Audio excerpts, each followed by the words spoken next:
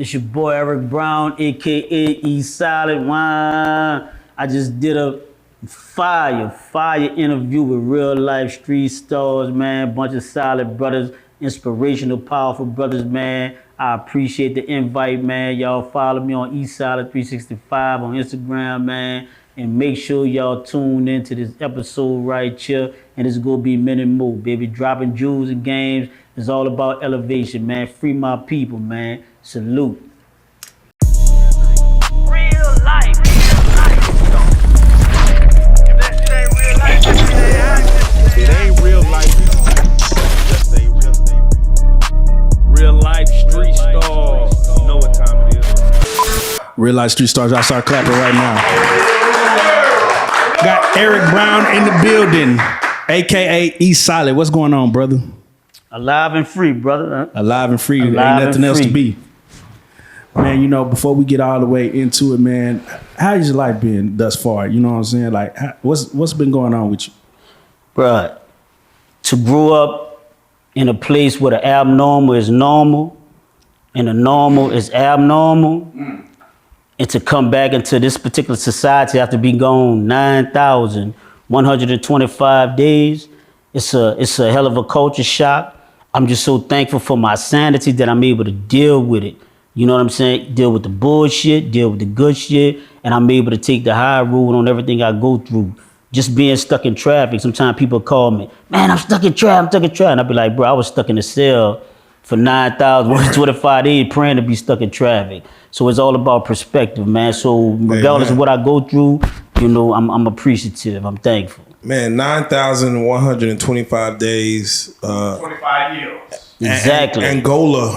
The bloodiest prison in America at the time in 1994. Yeah, man, going in at 16. 16, bro. Man, we're going to go Just through turned that. 16, 3 months. Oh, man.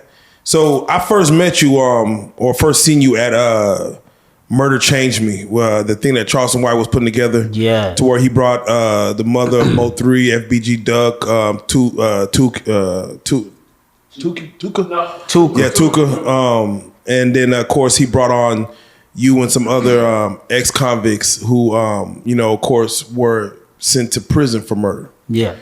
Man, that in itself, as far as doing the Murder Changed Me, let's just touch on that right there. As far as how was that to for you to be there with, you know, again, you know, your relation to Charleston, as far as him knowing you from before the social media stuff, to talking to these mothers that lost their children due to murder, or you know, these young rappers, or you know, just young children in the street. How was that, dichotomy as far as speaking to those mothers? Well, you used the right word. It was a dichotomy. The only thing that I'm grateful for that I prepared myself, because once I had established myself in prison and stopped going back and forth on lockdown and elevated to a particular stature of respect in the prison, I was a mentor where I was tapped to go curtail a lot of the violence, because a lot of the things that was going on inside the institutions, these dudes was going to only respect somebody that knew how to communicate effectively with the wardens and security without being a rat, without being a snitch. It was a hell of a balance. Some people that when they deal with the wardens and security, they'd be considered rats, bootlickers, all these different things there. When certain people deal with them from a respectful level, we come together and we try to figure out how to curtail the violence and the nonsense. So in the process of doing that, I was afforded the opportunity to speak to a lot of people while I was inside in Angola. Legislators, politicians, children, they used to come up there, so it prepared me. I didn't even know I was going to ever be released again, so it prepared me for that opportunity when I sat on that stage with Mo3 mama, with FBG Duck mama, Lil Tooka mama, Lil Snupe mama. You know, it was like you said, it was a bittersweet moment. Definitely. So let's go and touch on the genesis of all this. You're from Louisiana. Which part of Louisiana? I'm originally from uptown New Orleans. I come up in Kenner, Louisiana, which is like the outskirts of New Orleans. Yeah. My mother, she's from the heart of New Orleans. My father's from New York. Well, not New York, but up on East Coast. Yeah. And but my history is in New Orleans and the surrounding areas.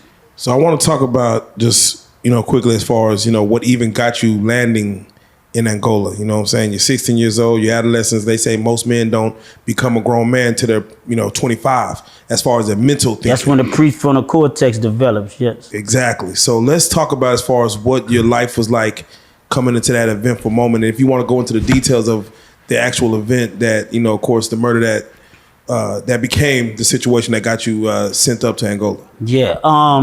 Well, my case number is 94-5632, so I have nothing to hide. However, I just have to be cautious and meticulous about what I say because I'm still fighting to be fully exonerated. So, however, there was you ever heard of the mob boss, the mob figure, Carlos Marcellus, back in the 70s, 80s, I believe? That name does ring a bell. Well, he's a mob figure from New Orleans, very powerful. His name was even linked to the assassination of Kennedy. His name was being thrown around in circles. They said the government kidnapped him, dropped him in the jungle, and he made it back over here. So one of his grandsons was in New Orleans doing their thing, but he had that pale skin, so he couldn't really maneuver and do nothing. So I was a little youngster, you know what I'm saying? I was out there, man. My name was ringing. You know how that go when you out there, you doing your thing, I knew I couldn't be no average regular person, if I didn't realize I was this short doing until I went to Angola, but I always thought I was big old. I thought I was 6 foot, 7 foot, 8 foot, but so I just was all the way out there with situations, man, and that gave me a lot of notary, a lot of respect. Plus, I'm an old man baby. My pops was born in 1954. You know what I'm saying? I mean, 1924. My pops was born in 1924. He was 54 when I was born. So I'm considered like an old man babe. I come up around wisdom and knowledge, and he was giving me a lot of jewels. And so I was taking that, mixing it with my little heart, and I was going out there running shit, you know what I'm saying, making things happen. So this particular individual, he was out there, had connections doing this thing. And once we, parted ways, man, dudes went and got him. You know how they go. Yeah. And my name popped up. 2 little brothers got caught with his safe, with all his stuff, and said they got it from me. So when they come got me, the way I was raised in the streets, you do this. You don't talk to the people. Now, that's like all this new stuff about random. That's why I'm confused with it, so I don't even mess with it. All I know is you don't say nothing. You mind, you know what I'm saying? Mind your own, you live long. So when they picked me up, they put 6 photographs before me at 16 years old. They said, look, you young, just pick one of them out and we're gonna let you go.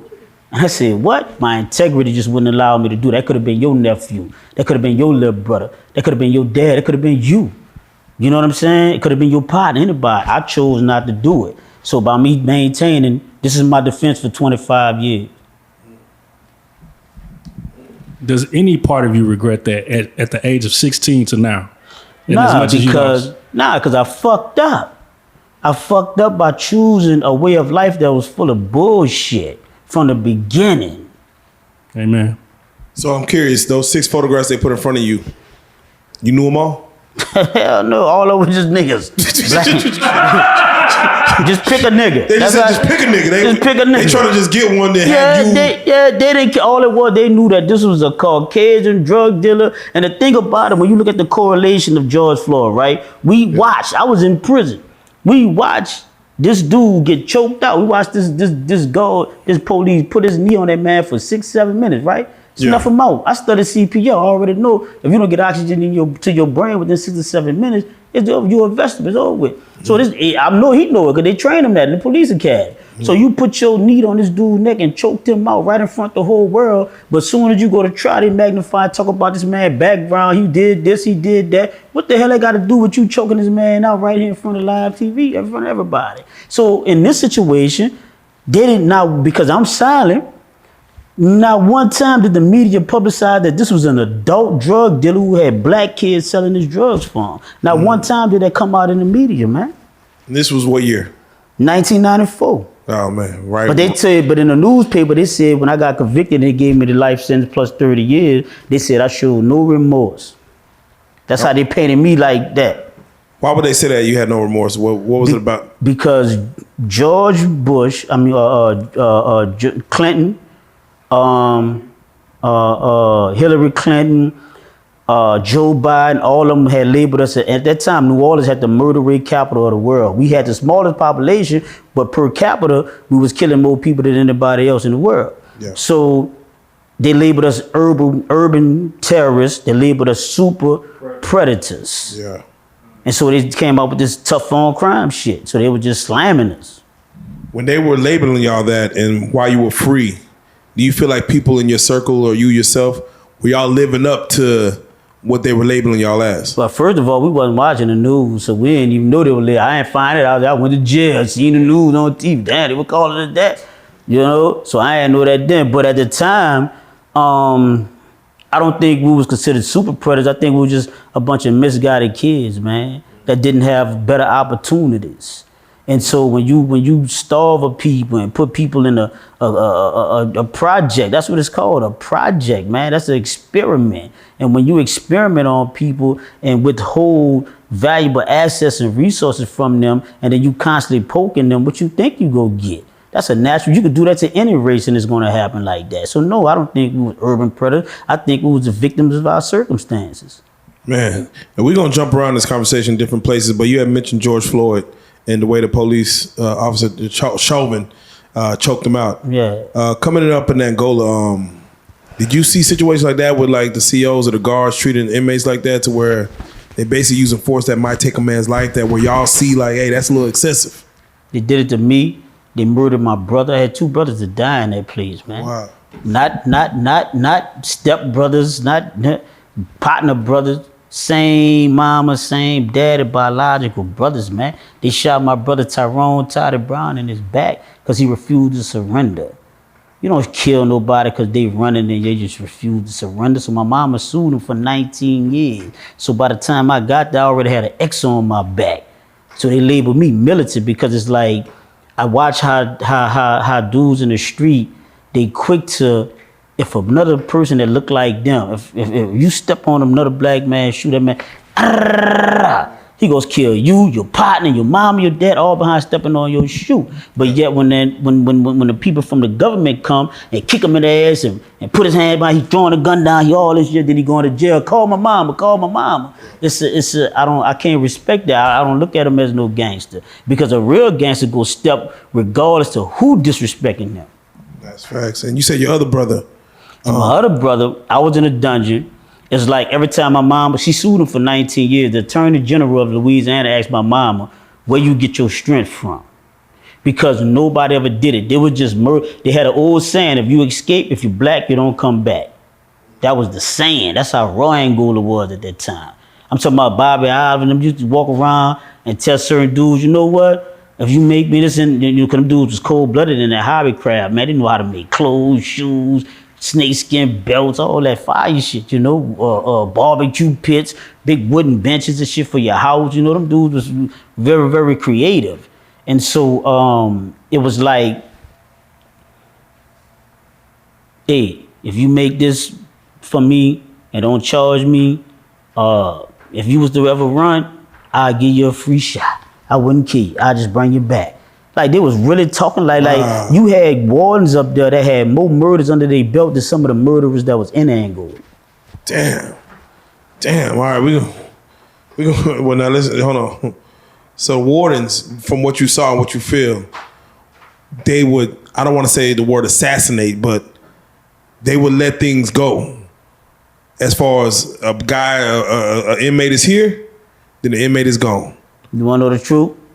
They was murdering niggas. They said if you're black, you don't come back. Damn. Period, bro. I can't sugarcoat nothing, man. And that was more personal, or was you feel like that's business? Because they was racist, man. Oh, man. Angola is a slave plantation from the jump. It was 3 separate plantations. And the state bought it out and merged it into one plantation that held over 5,000 to 6,000 black people in modern day slavery. As much as we hear about Angola and how horrible it is in the treatment of its inmates, why do you think it's still allowed to run and operate? Because the majority of the people don't stand up and represent You got rappers that are talking about free my dog, but they got bill proposals in the legislature that they don't put rallies together and go tell people to go vote for these bills. That's how you free your dog. You don't free your dog by saying free my nigga in a song, but that's clout. If we talking about clout chase, homie, that's clout. You can look at my Instagram. I've been home 3.5 years right now, man. None of the people, celebrities that I know you see me using their names up or none of that shit. You know what I'm saying? If it is, it's something in a positive light, trying to promote something that they doing and trying to get to where we trying to go. But just saying free my dog, that's not gonna get it, man. You gotta really go and find out what the legislative law is, what the bills is, put rallies together, call your nearest congressman and legislative representative and let them know, hey, I support this bill. Free. That's how you free your people, man. You got to get more politically active. When I hear a black dude say, man, fuck politics, you know what I'm saying? That's the most ignorant shit I ever heard, because politics and economics is the thing that rules. If you allow yourself not to participate in that, then you gonna keep getting fucked over. It's just that simple. Did you ever run into a cool correctional officer? That's a good question. My first few years, I ran into them, but I didn't respect them because it was just like, nigga, you gotta. I'm young. I'm 16 years old, man. I'm about to fight for my life, boy. I'm hitting tears. I'm just dropping my bag down and like, nigga, I'm not about to be no target. What's happening? I'm about to fuck something up. I had to have that attitude. I couldn't have sitting around and just be no target, no victim. So when I seen those good officers, you had one officer the first time I went to the dungeon because I ain't want to go do some crazy shit in the field that they wanted us to do. You did. When I went there, dudes was coming through walls and raping niggas. Dudes was really coming through the walls in the dungeon, raping dudes. Coming through the walls? Coming through the walls, man. They had to come in and get construction to come and reinforce the walls in the dungeon to put metal in it because it just had just sheetrock and steel. Them dudes were taking the locker box, the metal, and chipping through that shit. Them niggas would stay there 3 days, chipping away at that wall to get to that nigga in the cell next time. Not to escape. No, not to escape, to get some booty. Damn. Not to escape, but to rape somebody that they felt was weaker. You see what I'm saying? So when I first went to that dungeon, they had a guard that said, man, here, take this shit. He gave me something to work with. Yeah. And I still didn't respect it at the time, but as I got older and became a real man in that place, I started respecting that, hey man, some of these people just here because they got jobs, man. They need to pay their bills. This is what they chose. Cool. And some of them was saying, hey man, look, I was just one step away from being in here myself, so I never come in here. Some of them were saying they got daddies or brothers or cousins locked up and they wouldn't want nobody to mistreat them. So I learned that they're just people too. Some of them the ones that respect us, you know? Yeah, I'm curious, man. You know, you're young. And as you stated, like, you know, you felt like you were 6'5", 6'7", but, you know, you are, you know, smaller as far as going into Angola as a young kid, you know, for you even having, let's say, a height disadvantage, were you like on some like, let me show my dominance right when I get in here, let me lock in with a crew, or were you knocking niggas out right, you know, day one, just to let them know like I'm not want to be fucked with? Or how was your mental coming in? Because you're coming in as a smaller stature, and you know these are grown men in here, like, you know, been lifers. So coming at it at a smaller stature, because at first a lot of people was looking at me. But it was like, some of them was like genuine dudes. They was looking at me like, damn, man, these white folks sending kids up here with life sentence. Them that was fucked up. I didn't take it like that. I'm like, nigga, what the fuck you looking at? You see what I'm saying? So my main choice is a weapon. If I didn't have a shank, you know what a shank is, huh? Yeah. If I didn't have a shank, my main choices of weapons was batteries or locks in a sock. You see what I'm saying? I kind of moved away from the batteries because when you put them in an old state ass sock, you hit a nigga in the head, the batteries fall down. This, you know, y'all wrestling and this shit. You know, it's an ineffective tool a little bit. You know, but that master lock, man, the master knock eyes out and everything. And I came from a parish to where it prepared me for penitentiary, because when you first hit a 10 at parish, you don't go and unpack your stuff and act like you just chilling. No, when they first bring you on that tier. When you come from downstairs in the hotel and they first put you on that tip, man, you pick somebody. Straight up. You call it Bill of Case, man. Look, I'ma see whoever making the most noise. Don't pick no anybody, you know. Pick the one that's making the most, strike the shepherd and the sheep go scatter. So when I challenged them niggas, some of them dudes could have smashed me. But they was like real solid, they were real, and they were like, You know what, little brother, I ain't even tripping on that. And they'll walk away and really let me slide. You know what I'm saying? We talked about that years later. Like, boy, man, remember you checked, boy, I would've, you know, we laughed, but they respect me for that. Oh man. You know? So let's do it like this. I want to talk about the court case itself. Your jurors. Who was your jury mainly made of? The jury. All count? white folks. They had one old black lady on my jury pool. All white people. And that was designed. I studied law. I've been studying law since I was 16 years old. So I realized about I learned all that how that was all by design. That was all by design. Did you have a court appointed lawyer? Yes, absolutely. So court appointed with all white. And let me pretty tell much you all why I white had a court appointed lawyer. There was no murder weapon. There was no eyewitnesses. There was no DNA. There was no fingerprints. And 2 jurors found me not guilty. The court appointed lawyer told me and my mom, said, look, man, you ain't got to go get no lawyer, this and that there. The state don't have no evidence, so the best defense is no defense at all. I never heard nobody say no stupid shit like that in my life, man. And this is a white man. I call him a lawyer in DA clothing. Yeah. A sheep in wolf clothing. Shaking the hands. Pretending to be like, oh, man, they ain't got nothing on you, man. Oh, you going home. So that was the talk. You know, like, man, they can't, this dude ain't got none of that. Fast forward. How long was your trial? 4 days. 4 days. 4 days. When they had closing arguments, as you're sitting there, did you feel like you had a chance to walk away from the situation? Hell nah, man. The DA, it was about who put on the best magic show. Yeah. That's all he did, man. He put on the best. My lawyer was stuttering. He didn't know. And it's like I had a natural inclination in me that something was wrong. Because my older brother was in Angola and he write me a letter. He said, bro, look, go research this. Go research that, right? So I'm in a parish jail. We don't have adequate representation for the law library like they do in the prison system. But they got a little some bullshit down there, you know, where you go read a book and figure something out for yourself. So I go to the law library.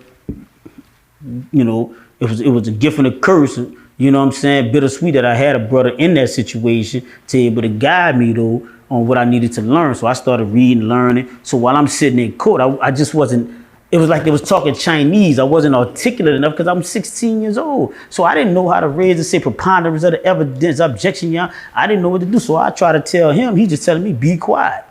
And so the DA, he jumping on top of the table, put your finger to my head, Mr. Brown. Like, what this dude doing? Man, he put on a performance. Oh man. So when it comes to sentencing day, you know, they're gonna find you guilty. First of all, when they said guilty, what went through your mind? Again, you're young, and they said guilty. They haven't sentenced you yet, but they just said guilty. Well, what goes through your mind? When they say, all right, you come out there, you standing up. All I knew was to do this here. Keep my head up. Common sense told me what was about to happen because I saw him. I wasn't articulate or educated in the law, but I knew it was doing this. I knew shit was going downhill for me. You feel me? So when they said guilty, when they came back and said guilty, and I heard my mama holler, Damn. It ain't over. You don't have the last word. That what she said. All I knew, stand strong for that lady back there. Yeah. Stand strong. So I did it with pride. I did it with dignity. And I took that blow. Yeah. I took that blow straight to the chin and I stood up. Damn. I gotta ask that when it comes to sentencing day, and again, you don't know what they're gonna give you, you don't know what it's about to look like, you don't know what they're about to throw at you. What are you expecting as far as for them to throw at you? Because they tell you what's the max and the minimum. What are you expecting for them to throw at you? Correction. In Louisiana, Napoleonic Jim Crow laws, there's only one sentence for murder, homie, in 1994. Life without parole or the death sentence.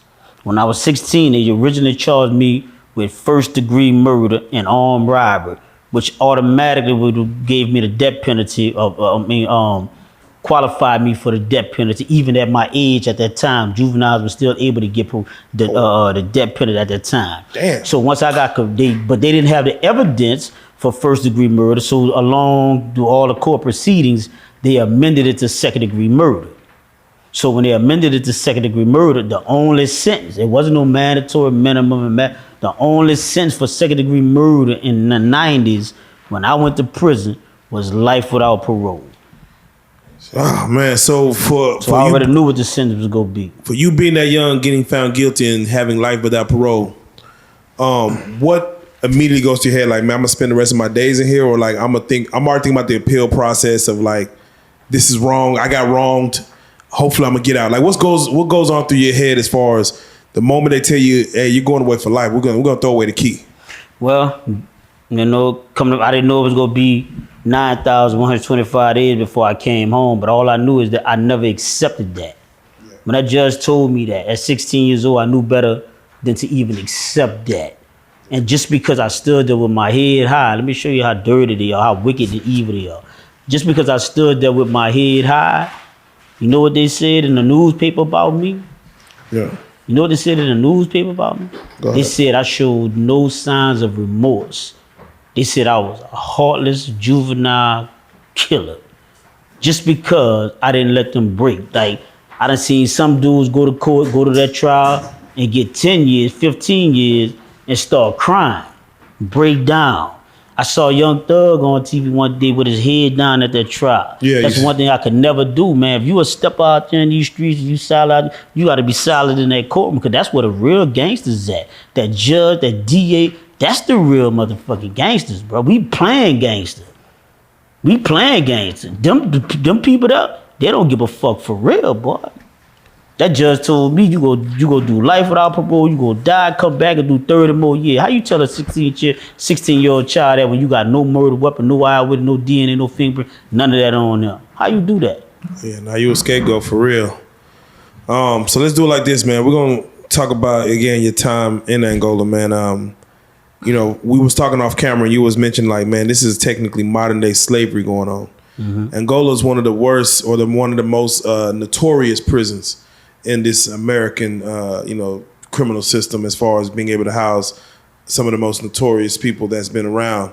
And it's not about more so the people, it's really about the conditions in which they try to, correct or, rehabilitate prisoners. Right. For you yourself, what was your expectations of Angola before you going in? I know you probably heard stories from some OGs or something that maybe went in, came out, but this is the 90s going into the 2000s, turn of the century. What are your expectations of Angola before you even get there? Well, my whole life has been entangled with Angola prison. My uncle was in Angola prison. My two brothers who died in Angola, they was in Angola prison. I used to go visit Angola prison. The first time I came off a lockdown and I went to the A building, which is the visitor shed up there where people go visit and all that, when they let me first see my other big brother up there before he died. When I got there, man, I had a knot in my stomach because I was used to coming in from this side, from the visitor side. But this time I had to come in there from the prisoner side, the lifer side. You got to remember, you can't go to Angola unless you have a life sentence or a practical life sentence. You got to be thrown away. Damn. Man. And again, we're going to jump around, but during your time in there, again, 9,125 days, which is the equivalent of 25 years, basically. But as a young kid, we seen shows like When They See Us, and they show like, kids going into that system, and having to become a man, quick. You did time in the hole. Multiple times. Yeah, a lot of. What is the hole in Angola? Because again, there's a lot of people that's on this platform that may not know what the hole is, and the hole is different for different prisons. What is the Angola? What is the situation as far as the hole in Angola?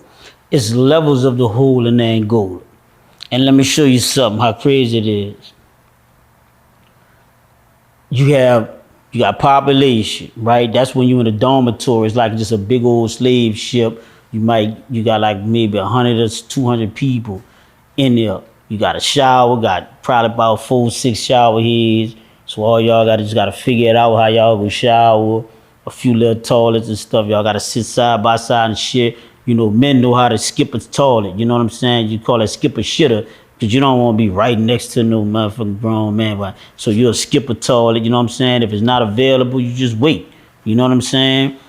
So that's the dormitory. So you really don't have no privacy at all, but you get to go and come when they got yard call. You able to go on a bigger yard. That's all. Work out on the iPod, go to the gym, go on what they call call outs, you know, to the law library or different little functions and events. You get to do that in population.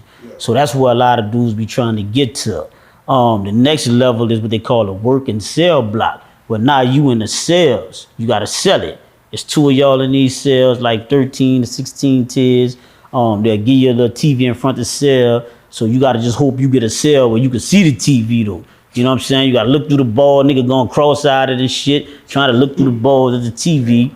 And then you got a couple of little fans. So you got dudes that's killing each other over the TV and the fan because when you sleep, he might sneak out the cell and turn the fan over there on him. Now we talking about devil hot. Like we talking about that fire. You know what I'm saying? So nigga ain't about and the fan ain't doing nothing but blowing. It's so hot, the fan don't do nothing but blow hot air. And these dudes still killing each other behind it, right? So then you got one dude, he might want to watch sports. The other dude might want to watch a movie.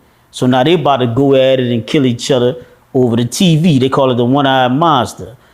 I messed up and hit a dude in the head with some locks behind that TV. And I got up, went to go get something, came back, dude turned the TV. I'm like, damn, dog, you know I was watching it. And I'm fresh in the pen at the time. So I can't tolerate nothing. Any little thing that I let slide, dudes go take a mile. You give them an end, they go take a mile. You know what I'm saying? If a dude mess with you about your manhood, you can't even fist fight him in there and go. They gonna call that love licks. That's how sick these dudes are. We talking about dudes who been there 20, 30, 40, 50 years basketball and them. That's all they know. They got 2, 3, 4 life sentences. They killed 4 dudes to get there. They killed 3 more dudes while they was there.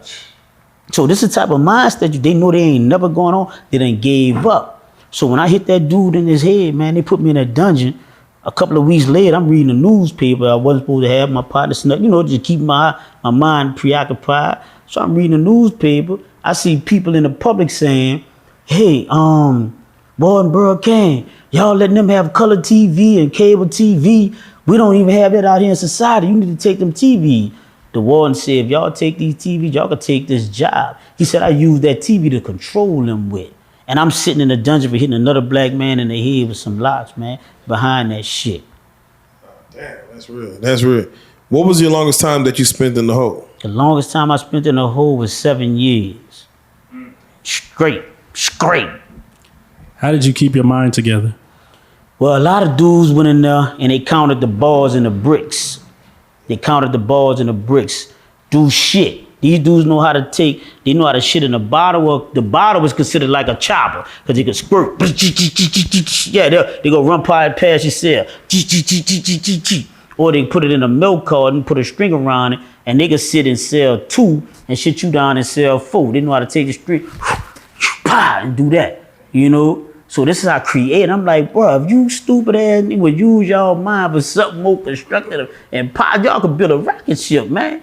You know, so while they was doing all that, I chose to learn how to write books. I chose to study that law, and I chose to file grievances. I sit there and look around at the tip, and I see what all legal violations that they have, how they deprive us of our rights of something, and I'll file on that. That's what I was doing, you know. And then they understood. I had to play psychological warfare because in them cells you can't fist fight. So everybody got to play psychological warfare. You got ball fighting, where dude he go out talk you. He go out talk you. He gonna talk shit. He gonna try to overtalk you. He gonna talk about your dad and your mom. He gonna try to really anger you and bring you out there, push your buttons, right? So you can't allow nobody to show to see that they pushing your button, they dictating your actions. So you gotta play chess. You gotta overcome that. So my thing was how I avoided all that shit was just let them know, man, I'm connected. Dudes know a lot of people know me and respect me. I'm gonna just get a trustee to bring me some gas and I'm gonna set your ass on fire because I ain't about to be fucking with no human waste. So that was my intimidation strategy.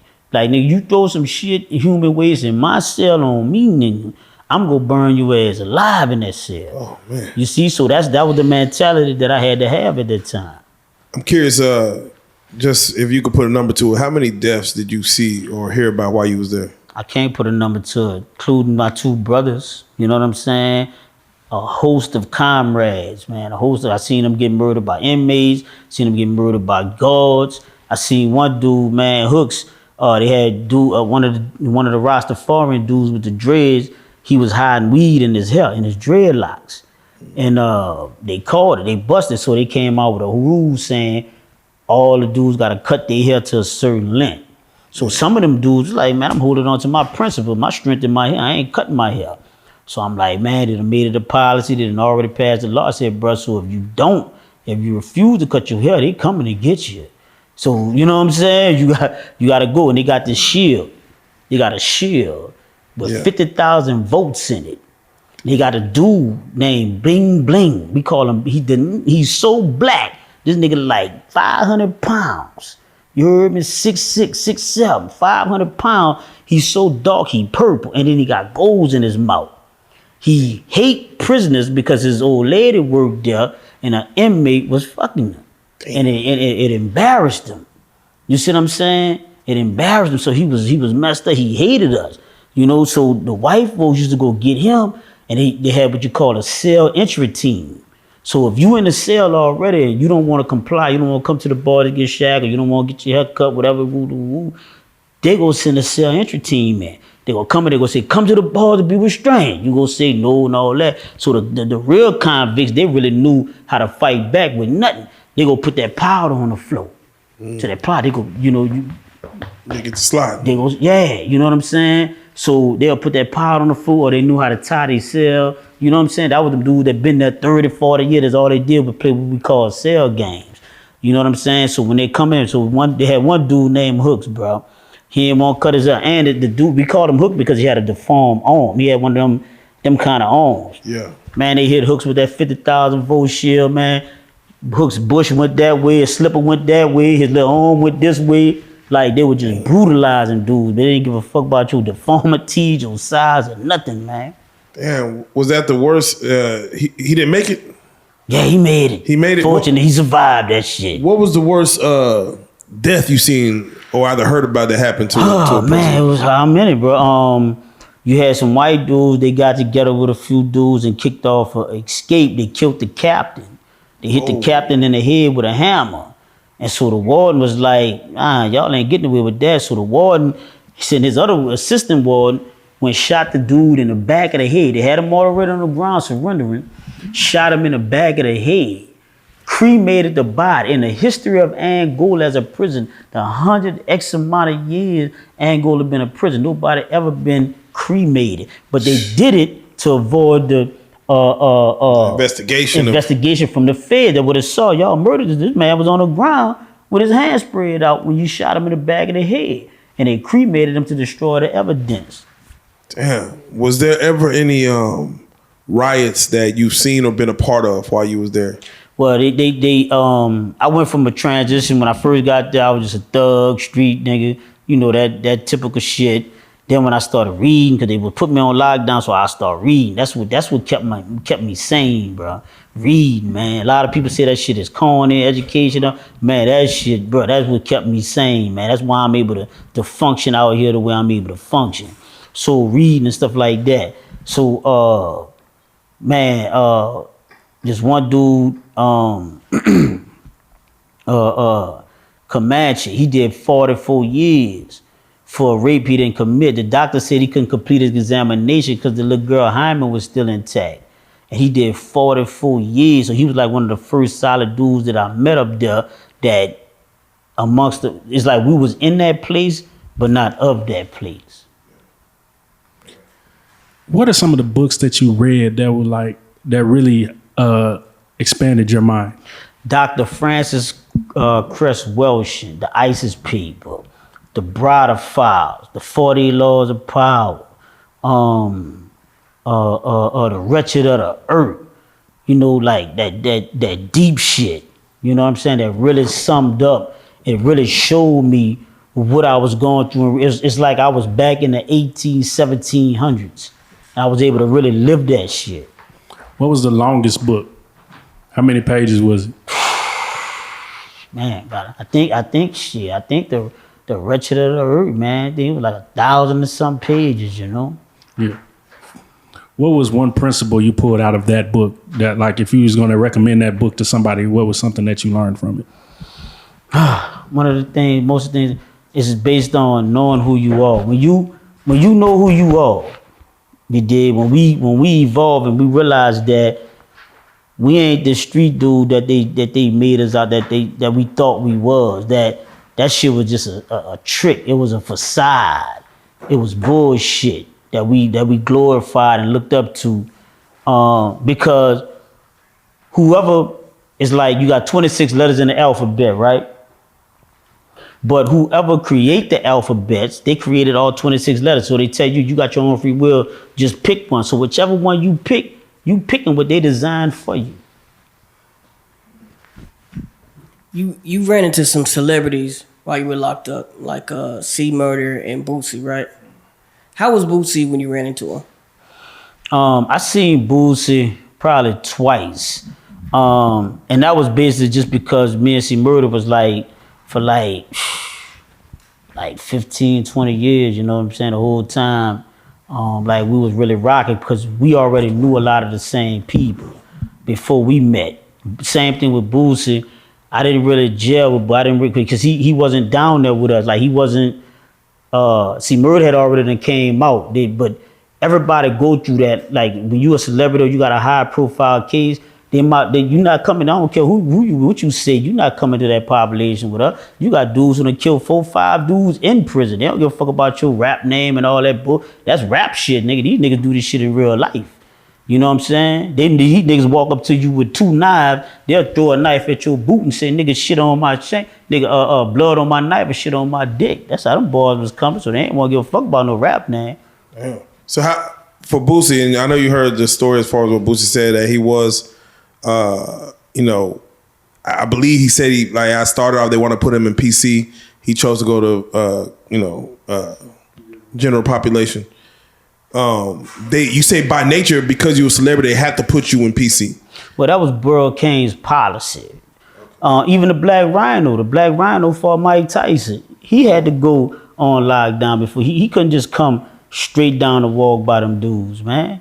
Yeah, just because he fought Mike Tyson. Yeah, he was considered a celebrity. Yeah, he fought Mike Tyson. So then, that nigga, he knocked a few, slid a few. He's still up there sliding a few of them niggas. You know what I'm saying? Yeah, for real. I'm saying sliding them niggas, that type of shit. Super slide. Yeah, you know what I'm saying? But yeah, it's like you're not coming down there around it like, not like that. Not unless until the warden know that you could really handle yourself. But Boosie didn't stay there long enough, man. They put him on a tier. You can't be on death row unless you're convicted of a capital offense. All right, you can't be on death row unless you're convicted of a capital offense. So he wasn't on death row per se. He was on a tier by itself, the old death row, when they built the new death row. So they had him on the tier by itself. They were neglecting him from his diabetes medicine and stuff like that. So they'll let only selective orderlies go back there and give him his food and stuff like that. And so he'll be complaining about, man, they ain't give me this, they ain't give me that. So them dudes will come down the walk to dudes like me, and hey man, they don't want to. So we'll go to the wall and be like, hey man, go check, see what's happening back there.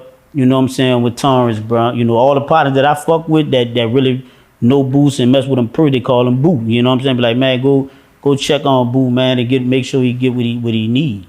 You know, so it was just a lot of dudes just on GP and respect that was making sure that he was straight and that wasn't even in his presence that he don't even know, you know? You said C Murda was down there too, so is it a thing where was there anybody y'all respected as far as rap? Yeah, I mean, yeah, C Murda came down and he cool as a motherfucker, you know what I'm saying? He funny. You know what I'm saying? They go clown, they go crack joke, play a little bad. I told him, because he had all them diamonds in the tee, I told him he out there with them all them wild ass, with them elbows. I said, they gonna knock your shit out. You gonna be on the front of the sword, snag a tooth like a mother. Nah, for real. You know, yeah. How was C Murda spirits, man? You know, he's been fighting his case forever. You know, you're out now, you sitting here. He's been fighting his case since, right when P got on. He's been fighting for his innocence. How was his spirits while y'all was serving together? Right now he's on, I just got word, he's on CCR. He been on a hunger strike. See, Murda dealing with the same issue. That's what I was saying about these rappers talking about free my dog. If you really want to free C Murda, there's a bill in the legislature right now in Louisiana. 2 jurors found him not guilty. 2 jurors found me not guilty. If we would have been in Texas, California, New York, we would have never been convicted, man. So if y'all really want free C Murda like y'all see, if you in Louisiana and you can vote, go vote. If you can't vote, or if you outside of Louisiana, man, call them, let us in and tell them, man, you want that non-unanimous jury verdict, that 10-2 bill passed, man. Because it was established to perpetuate slavery. They said, okay, we gotta put blacks on a jury pool. So when the blacks come on a jury pool, if we want to get our crops done in our fields, we want to make money off these niggas for free, then we have to railroad them. We got to move the goalposts and make it easier for us to convict them.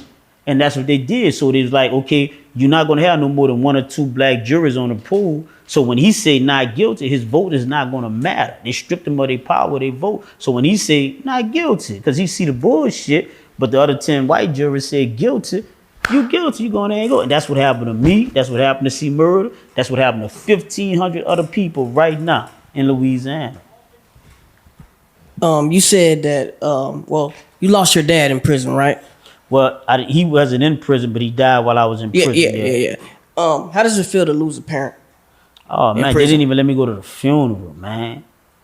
They said I was considered dangerous because they labeled me militant.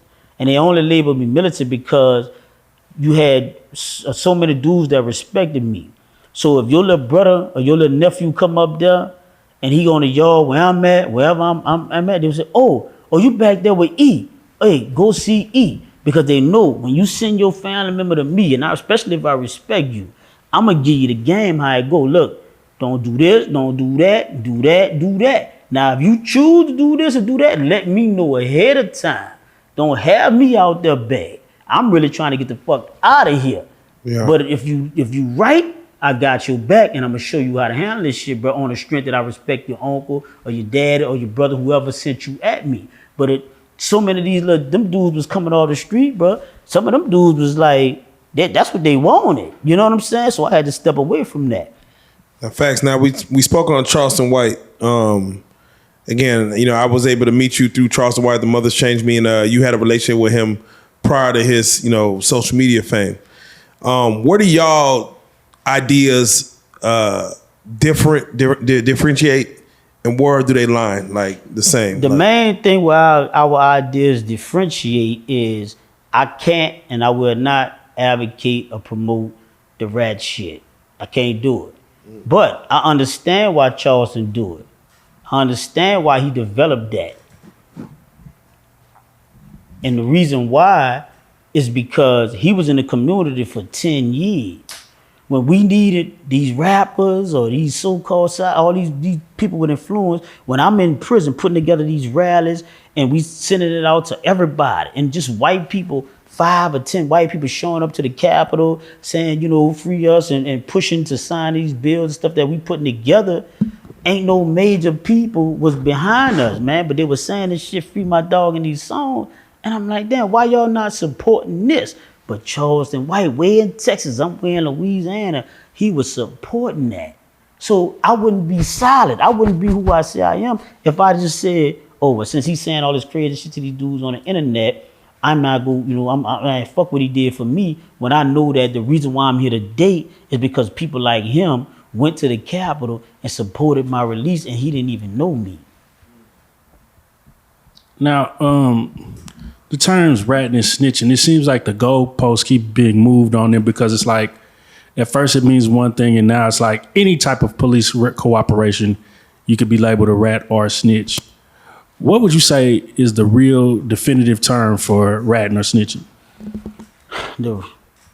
From my era, growing up, era, yeah. When the police put them handcuffs on you, they question you, this is what you do. Now, as a grown man, an educated, intelligent man, a man that know the law, that's the dumbest motherfucking thing you could do. I get that. But that's what we stuck with now. Anything else, all that trying to remix it, trying to advise it, trying to make amendments, that's how I know, man, I'm not fucking with that shit. I'm just going, we want to be gangsters. How about we just be men? How about we just be men?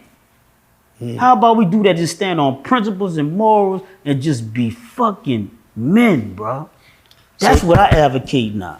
Do you feel like someone that sees a crime that's not in the game or not, you know, in any kind of violent type Hell of no, that ain't no snitching, man. What he's supposed to do? He's smart because he get to. But Charleston White be calling him, say, hey, look, this dude threatening me. You think he don't know what he doing? Nah, we the stupid one. I know. You know, he's setting a track record. So when one of them clowns really decide to step out there, he go bam their ass and he go home to his family. You see what I'm saying? Or if a nigga bam him, he gone though. You see what I'm saying? And then how he said first day dad and not a first day homie, man, that shit hit me when he said that, bro. Cause I know buku nigga talking about I had dudes saying, bro, E, you ain't got no kids. When I was in there doing all the time, E, you ain't got no kids. How do you feel? I said, nigga, I feel good, nigga. I don't want another man out there raising my children. Fuck. Man, talk to him, man. So I have to ask you then, man, you from New Orleans, and we had, you know, Terrence Gangsta on our couch, who of course, you know, did his 25 or 20 plus and got out after, you know, telling on from some guys he ran with, no longer here. He gave up, you know, he closed some cases. Yeah. What are your thoughts when you see that? And this is from a New Orleans standpoint, because Gangsta has a reputation even right before and after you went in. You know, he was out there, you know, putting the word in. What is the thought as far as with him getting out based on the way he did? Man, Gangsta know the truth, bro. What you did, bro, under the code of the old law, that was ratting on me.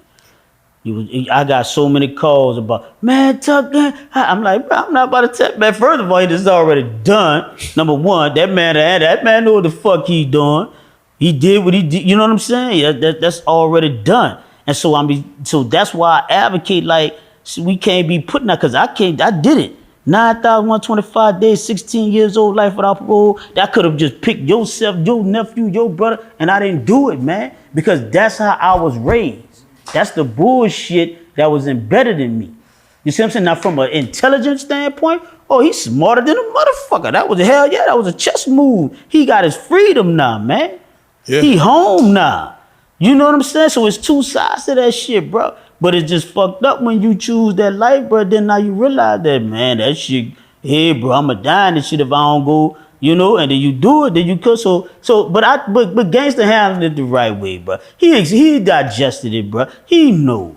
You know what I'm saying? We talked a little bit, you know what I'm saying? Yeah. He digested that shit. He know, bro. You know what I'm saying? But I respect the fact that, okay, he out now and he doing positive shit. He doing this shit, bro. So, you know what I'm saying? That at least he not trying to still play that hard gangster role. He already know that shit over with, relinquish that shit. And he moving forward to a new chapter in his life, bro. He trying to save kids, trying to use his life for what he did. Hey, bro, I fucked up, bro. Now I'm trying to do better. And that's what we need now, bro. Because sometimes we can't change the past, bro. Yeah. We can't change what we did. We can't change how it happened. All we can do is try to better the future for these kids now, man. There you go. Yeah, now he got his nonprofits and everything. Yeah, man. So I got to give him his props on that, bro. So I got to ask you, 9,125 days. You know, they gave you 2 life sentences. You supposed to die, come back alive, and spend the next life sentence in there. Yeah. But you're out. The judge told me I had to die, do the life, come back and do 30 more. Now I'm alive and free. So I want you to tell us about, you know, again, like the Miller versus Alabama, and how did you get out? Like, how are you sitting here right now today? Well, again, and I got a lot of people that love me, respect me. They hate y'all. They hate that I know this nigga. They hate that I see this nigga. Oh, but they know not to, cause like nigga find some, like, I could do what the fuck I want, homie. Straight like that. Name somebody who been through what I've been through and stood tall like I did. Name somebody at 16 years old. I got dudes telling me, man, I don't know no grown folks that would have did what you did. We was at an interview with Charles the other day. Charles says, ooh, shit, I'd have picked one of them niggas out. I'd have just lied on any one of them niggas. But I couldn't do that, though. It was funny and all that, though. But my integrity just wouldn't allow me to do that. Yeah, 16, you know? That's crazy. Yeah, man. That's crazy. So I did it. So I get to, so right now, I feel like, man, don't question me about nothing, homie. If you ain't standing under that pressure, and then not only did I just not snitch on them, but I went there and I came home with my sanity. I came home with my manhood, my dignity, my respect intact, bro. And I'm out here using my platform for positive shit. The only thing that I'm seeing that I really like out here is that with this, like, all right, I got 24,000 followers now on my Instagram, right? Congrats, I'm slowly moving, building. But I'm just saying positive shit. So, but if I start entertaining the shit that I talk to C Murda about, personal shit. If I start entertaining shit about Boosie that I know personal shit, oh, I'm gonna go viral overnight. So is it me? Is it y'all for asking me these questions, or is it the appetite of the people, man? I think it's the people who need to change their fucking appetite. You know what I'm saying? Stop wanting to chew on that bullshit and start, because it's all about views. So stop wanting to chew on that bullshit and start wanting to chew on that real shit, man. And then we could really move further.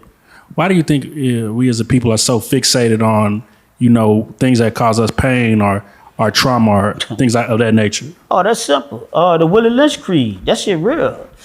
The Willie Lynch Creed is real, man. People don't know about that. Willie Lynch said how to break a slave. You break a slave like you break a horse, man. Straight up, man. Willie Lynch said you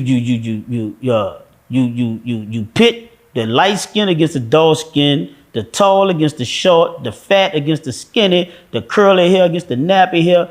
Any differences that make us unique, he made it as a Yeah. y'all gotta kill each other now. Damn. So And we still, and it's perpetual. and right, I want to stay right there before we get to how you got out. But when you hear it, when someone says, "Man, the prison system is modern day slavery," what do you say to that? Cha-ching. It's all about the dollar, baby. They call right now in Louisiana, they tell for-profit prisons to come through, and they guarantee them that if they build a for-profit prison in their state, they're going to guarantee 80 to 90% bed capacity full. How can you guarantee a prison that you going to keep their beds 80 to 90% capacity filled if you're not infringing upon people's rights, man? That's man.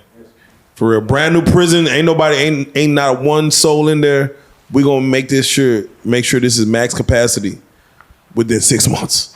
Yeah, that lets you know what it is. You said you hadn't even seen a horse die. Man, I seen it.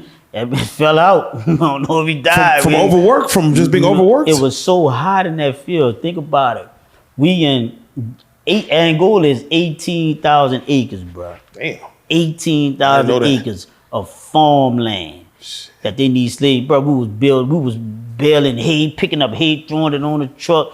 Man, you know how many times I went to the dungeon for they don't call it work offense, they call it aggravated work offense. Everything is aggravated. Oh wow. You know, they had ditches like when Hurricane Katrina hit, and when all these storms started hitting and the prison started flooding and everything. And they was having dudes go out, they having us in the field go out and sandbag. So these dudes was getting in ditches. You 6 feet, the shit was up to your neck. And they gonna tell me get up in there. So you know where it's gonna be at. Man, you got me, man. You better call that truck, boy. I'm going to the dungeon. So the dungeon was considered the lashes on your back. Wow. That was the new lashes on your back. And I played that dungeon. Look, I used to be so hot in that dungeon, bro, that I used to get, the first time I ever had, what they call that, heat bumps, bro, my whole back and neck was just filled up with bumps. So, my mama used to tell me heaven and hell is in the mind, you know, and big shout out to my mom, 83 years old. On the 19th, my birthday, on the 24th of this month, her birthday, so we get to celebrate our free birthday together. You know what I'm saying? Not behind no screen no more. But my mama told me, she said, heaven and hell is in your mind. And so when I was in there, and I'm like, they trying to break me. They done mash me down, mace me down while I'm shackled down in a one-man cell as it is. Oh, wow. You know, they were doing all kind of things to abuse me to get my mama to drop her lawsuit against them for killing my other brother. Damn. So I was sitting there one day, man, I said, you know what? I just started running that water, throwing the water on the floor. Man, I laid on that floor and visualizing my mind I was on a beach somewhere. And I was 16, bro, from the street straight to the pen. So I ain't never been on no real beach or nothing, you know what I'm saying? Wow. So I laid on that floor, man, look, and just fantasized like I was on the beach, bro. And I felt cool as all my body temperature went down. And I felt good. Yeah, I was you know gonna what I'm ask. saying? So I psychologically willed my way through that shit, man. Yeah, I was gonna ask, did you ever hear voices or hallucinate in there? Well, when they came to I was in the dungeon, they said I was selling cell phones, drugs, and they said I had the law library on lock with all the bullshit, whatever. No evidence again. So while I'm sitting in a dungeon fighting that charge, that's when they come and tell me my second brother died, Charlie Brown. I said, dang. These bitches trying to break me. They trying to get me. You heard me? But I'm stubborn. I'm a Taurus the bull, man. I'm stubborn, nigga. If I refuse to break, I ain't breaking. But the one time I thought I had lost my mind, man, I was laying in that bed and I woke up and I thought I seen my brother in that cell with me. It was like I really saw him. But I snapped back real quick. I'm saying, nah, nigga, you ain't about to lose your mind, nah. You know, because I done watched dudes, we'll be at the cell bars talking, civilized, you know, he's sane, I'm saying we good. And later on that night, he eating his own feces out the toilet. He eating his own shit. He done lost just overnight. Just Damn. So let's go back to you getting out. Miller versus Alabama. What was the clause that was able to get you out to see, you know, the light of day? There's an attorney. Big shout out to Brian Stevenson from the Equal Justice Initiative in Alabama. Big shout out to the Louisiana Parole Project, Citizens for Second Chances, the Innocent Project. All these organizations really help, dude. That's why I want these rappers, man, especially the ones that's from Louisiana or just celebrities, people with influences in general, man, support these particular organizations because they really helping us. They really helping your people. They gonna really help you if your ass get in that situation. You see what I'm saying? Because we only start focusing on that situation until we in it or somebody that we love. But we need to focus on it for prevention. That's what it's all about. Preventing that shit from happening to you. So Brian Stevenson, he was like, he shot a message to me. He said, bro, you think you could get me in Angola? I said, nigga, I'm gonna figure it out. I'm a problem solver. I figured it out. I got that dude in Angola, and I got all of us who was under the age of 18 when we got life without parole, and I got that lawyer up there to talk to all of us and give us the game and the strategy on what we gonna do, and now we here today, man. Man, about how many other inmates was it? It was about 300-400 of us. 300-400 under 18 life. Yeah. And it was more than that. The other ones couldn't come just because they was on lockdown. Shit.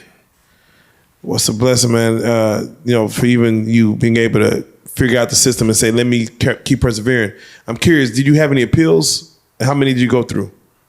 Say, man, I got denied 10,000 times, but they say all you got to get it granted is one. I just got 1 grant. I got denied about 10,000 times. They bored me. They told me I had a paid attorney.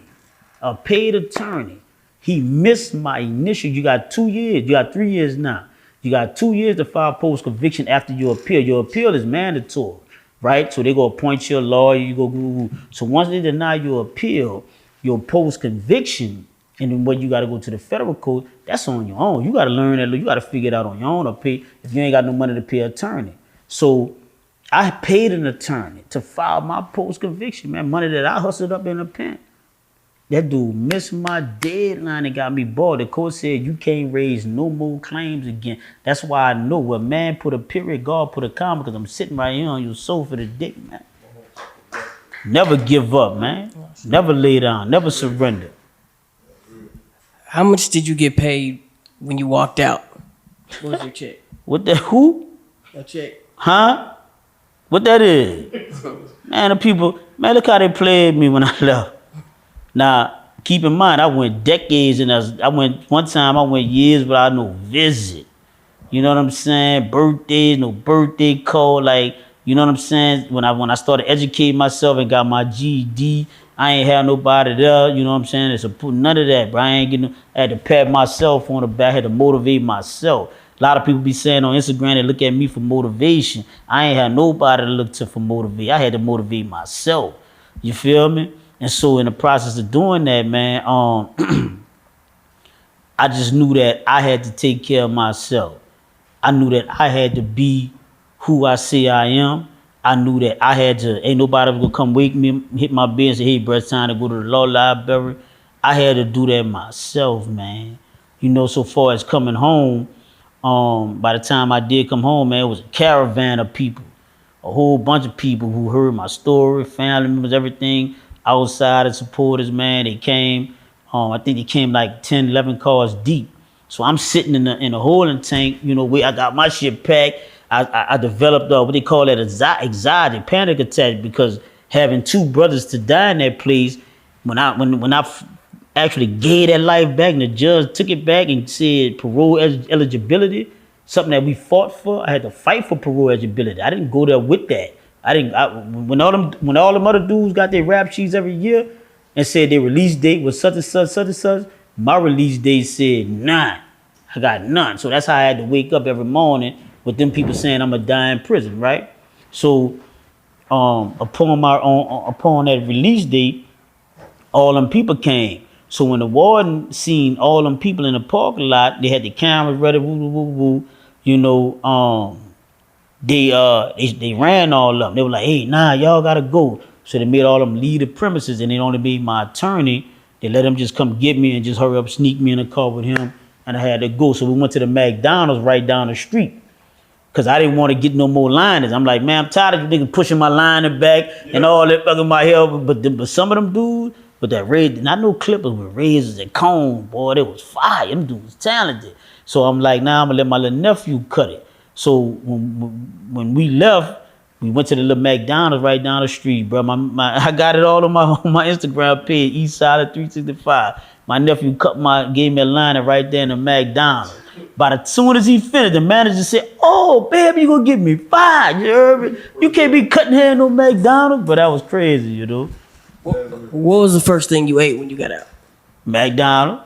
Big Mac.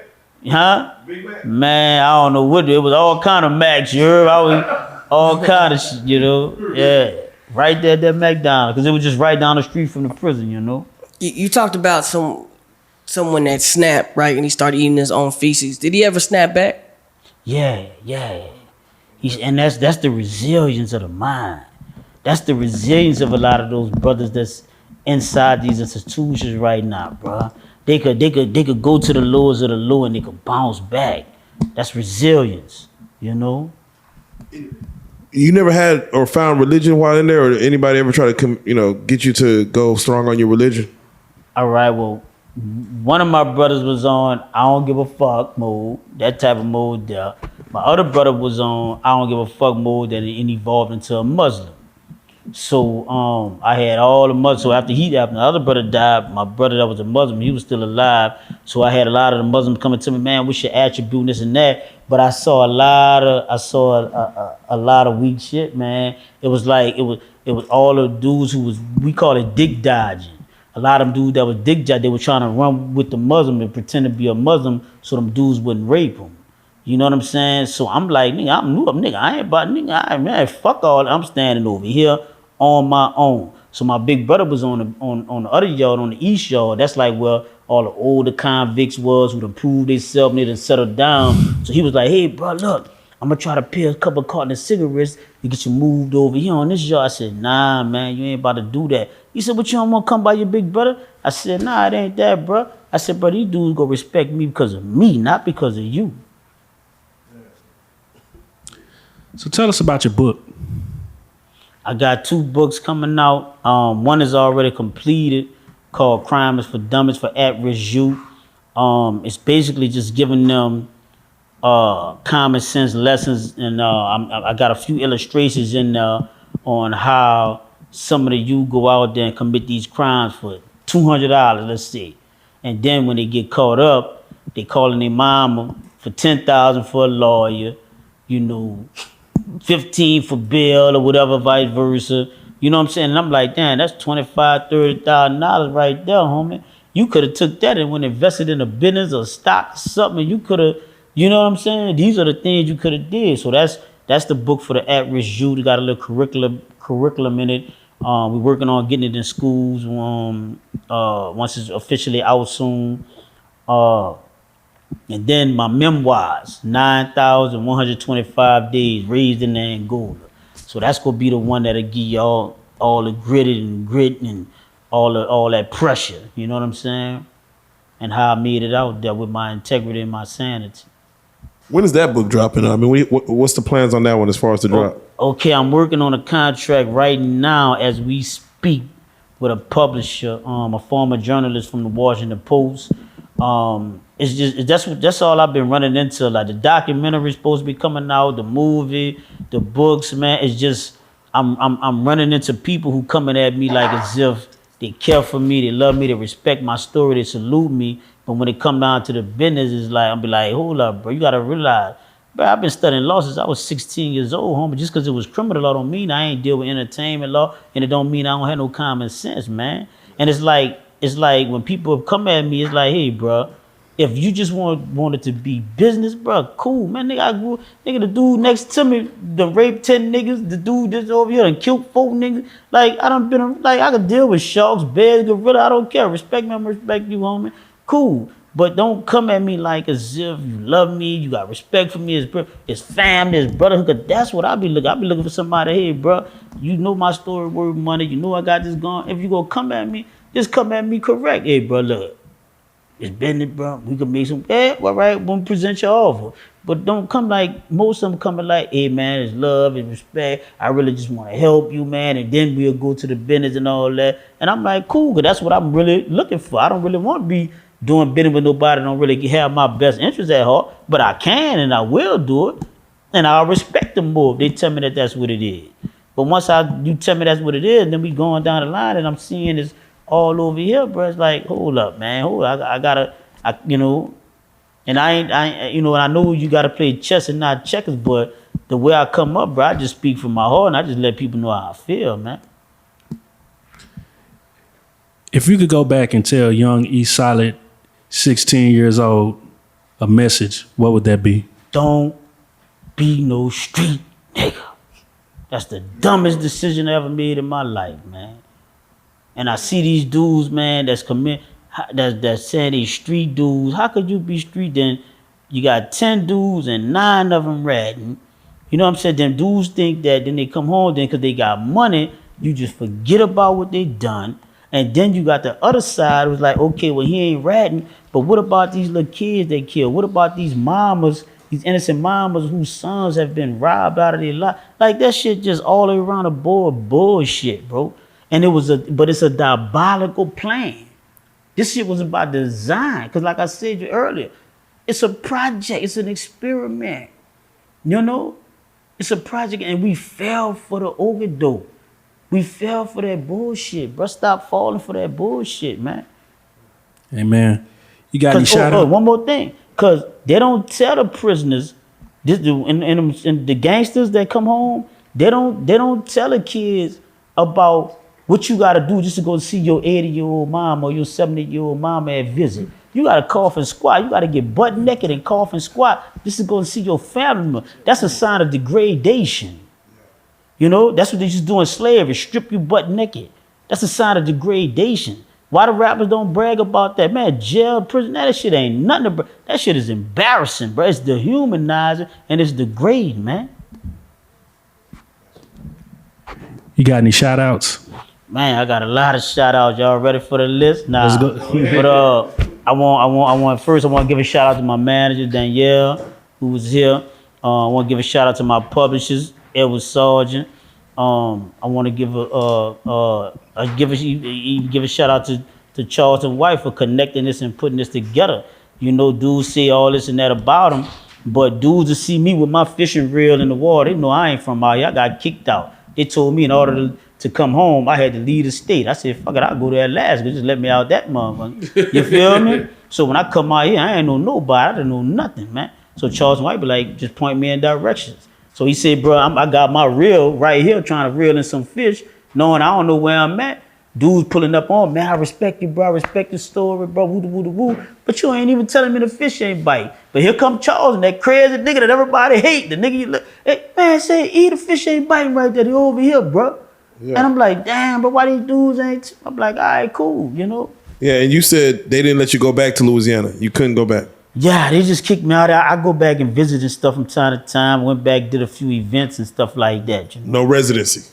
Nah. And it's like maybe I can move now since it's been a little minute, few years. But I know that I'll be a target. So why put myself back in the lion's mouth, give them that opportunity to railroad me again, man. Man, that's real. That's real. Man, for those that do want to get at you, man, I know people are gonna kind of gravitate towards your story, want to hear more from you. How can they follow you on the social medias? Which ones are you on? With the books, where can they get, like, where you gonna publish it at? Where it's gonna be at? How can they, follow what, where you're gonna be at and what you're doing? All right, yeah. And big shout out to Jason Flown, man. Y'all know Jason Flown, man. He was the main boy behind behind Atlantic Records, Capitol Records, and Virgin Records.